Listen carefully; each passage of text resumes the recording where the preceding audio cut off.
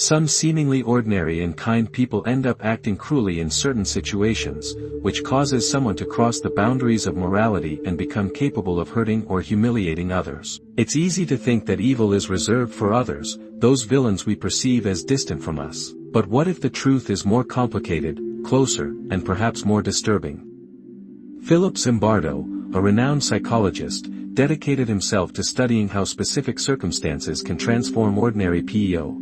He called this phenomenon the Lucifer Effect, an idea that exposes our vulnerability to the environment, to power, and to the invisible pressures around us. There is a phrase that says, if you want to test a man's character, give him power. What would you do if you had the opportunity to have power?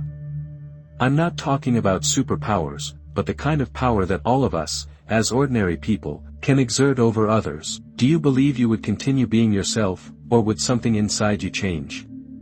History has shown us time and time again that power has the ability to shape, transform, and sometimes completely destroy those who possess it. But what is it inside of us that makes this metamorphosis possible?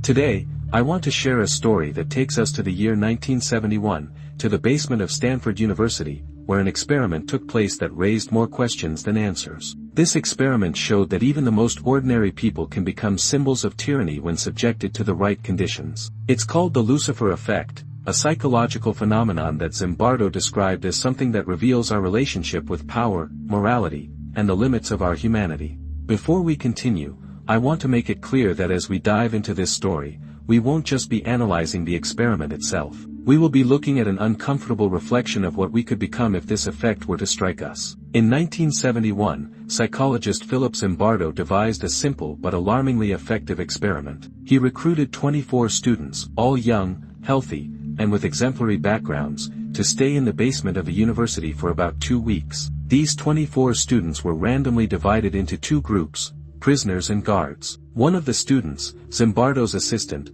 presented himself as the prison warden, and Zimbardo himself played the role of superintendent in that scenario. The basement of Stanford University was transformed into an improvised prison. Zimbardo, together with his team, wanted to understand the behaviors and interactions that would emerge in this context. There were no real criminals, no greater cause. It was just an experiment to observe what happens when power and impotence are distributed unequally. Zimbardo created a series of conditions to make the participants feel disoriented and depersonalized. They were dressed in uniforms and had their names replaced by numbers to treat those playing prisoners. The guards, wearing uniforms and mirrored glasses to hide their gaze, were encouraged to be very harsh. At first, everything seemed under control, but within hours, power dynamics and submission started to emerge. And the guards, even knowing that this was just an experiment and that they were only playing roles, began exhibiting more aggressive and authoritarian behaviors, especially when no one was watching. When the superintendent,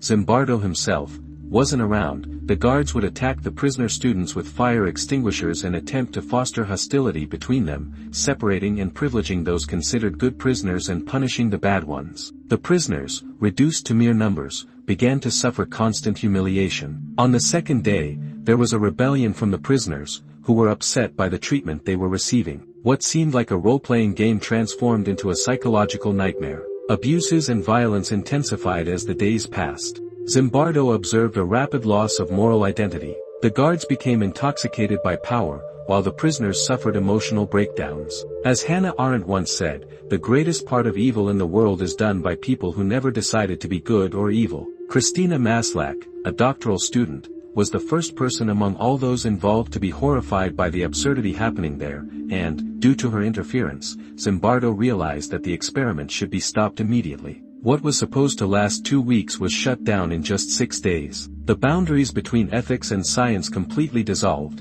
and Zimbardo himself found himself caught up in the role of the prison warden. The most disturbing part, in my opinion, was how easily some of the prisoners accepted their submissive role, while the guards justified their actions with chilling detachment, under the logic that they were simply doing their duty. Writer Alexander Solzhenitsyn once said, "The line dividing good and evil cuts through the heart of every human being." This idea was not only confirmed but also became an unforgettable lesson in the experiment conducted by Philip Zimbardo. He called the phenomenon observed the Lucifer Effect, inspired by the figure of the fallen angel, who, according to tradition, was cast out of heaven for rebelling. Zimbardo used this metaphor to explain how ordinary people can transform into agents of evil under specific circumstances. He argued that evil is not inherent in people, but that extreme situations can bring it out. This view challenges the belief that evil is something external, confined to villains or psychopaths. The Lucifer Effect shows us that we are all vulnerable to power dynamics. As Nietzsche said, he who fights with monsters should be careful not to become a monster. This principle materialized in the Stanford Experiment, where the lines between victim and perpetrator blurred rapidly. It wasn't just a matter of personality, but of context. Lord Acton expressed this succinctly: power tends to corrupt, and absolute power corrupts absolutely. But what is behind this transformation?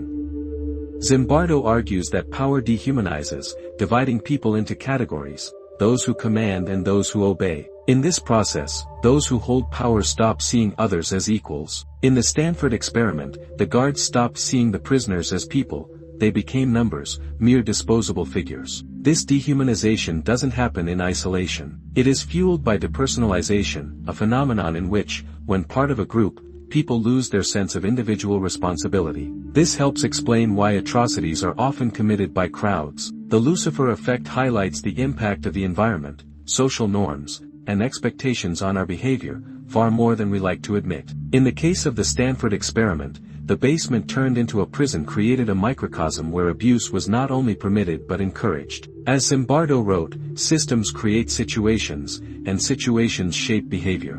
The idea is devastating, but it also carries hope. If circumstances shape us, we can create environments that promote good instead of evil. Albert Camus wrote, "Man is the only creature who refuses to be what he is."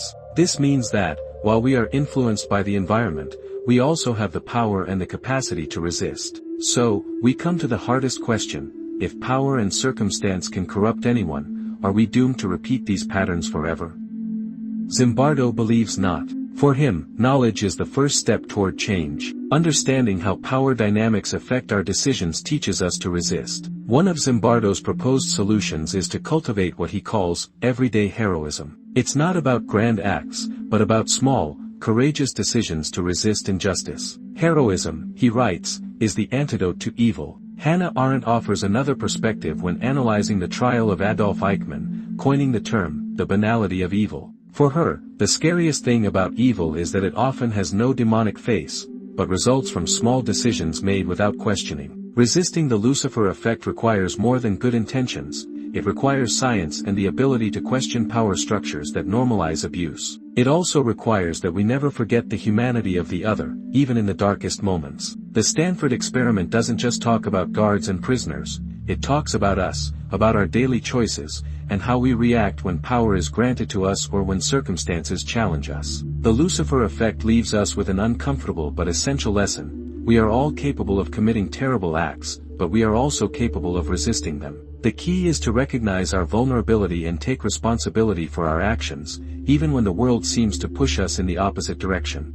As Socrates said, true wisdom is in recognizing our ignorance. By accepting our shadows, we can also find the light. The Lucifer Effect is not just a psychological concept, it reveals how humanity can lose itself in the darkness, but it also gives us tools to avoid it. It reminds us that, although circumstances are powerful, our ability to choose may be even greater. It is a mirror that forces us to face the hardest question: who are we really when no one is watching? We don't have absolute control over our environment, but we have control over our decisions, and it is there that our humanity resides, in the ability to repeatedly choose the path of good. So, the next time you witness an injustice, ask yourself, is the system allowing this? Am I contributing with my silence or indifference? And more importantly, what can I do to restore humanity to this situation? We are not passive victims of our surroundings, we are responsible for how we respond to them, and that responsibility is what truly defines us as human. No matter how dark the environment, we always have the power to light our own way. Reflecting on topics like the Lucifer Effect is not easy, but it is the first step in understanding ourselves and the world around us better. What do you think? Does the environment shape us more than we would like to admit? Share your thoughts in the comments.